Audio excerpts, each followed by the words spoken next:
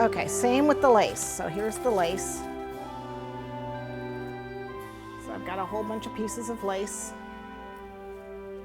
Okay, and I can already tell that's glycerin fine. It's glycerin, yeah. Because of the way it tell. lays. Look at yeah. it. Okay. Yeah, nice green tint to it. Nice green tint to it, yep. And go on to my last piece, this. This is a big piece of just regular, it's just regular gelatin like I did for this guy, okay? Right, non-glycerin. Non-glycerin, and I did it on that big piece of matte. Okay. So I just made up a batch of clear. About the same size.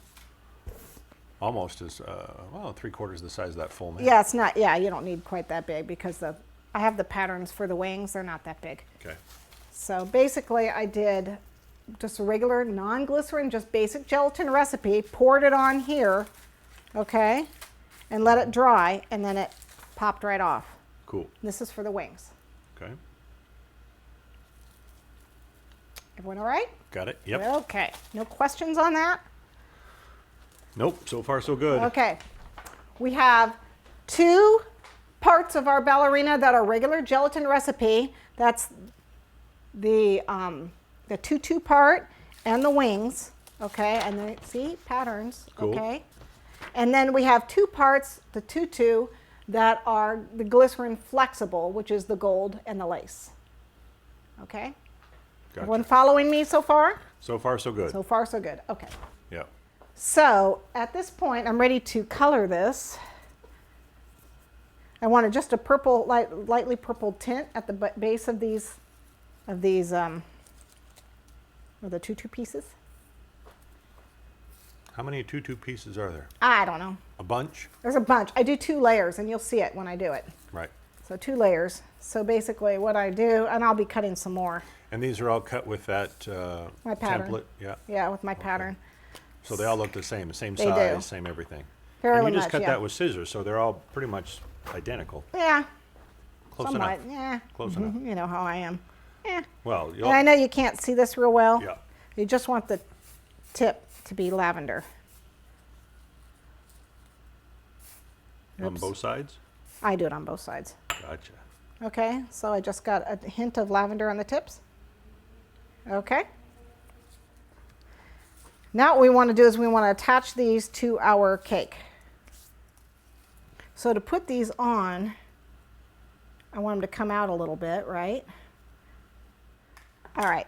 What is this? This is piping gel. Piping gel. Gotcha. And let me grab my brush. More goo. Yeah, you know how it is. So just do Okay, a so thin layer. Now you got to be careful with the piping gel. Too much will actually, start to dissolve your your gelatin. So And this it is just takes enough to make it stick. Yeah, it will make it stick.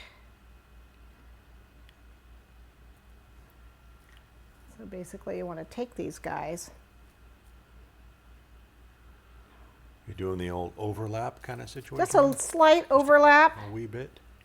at the very top here. Okay. Points going out. Points going out. The purple points. The purple points, yeah. All right. And then what you're going to do,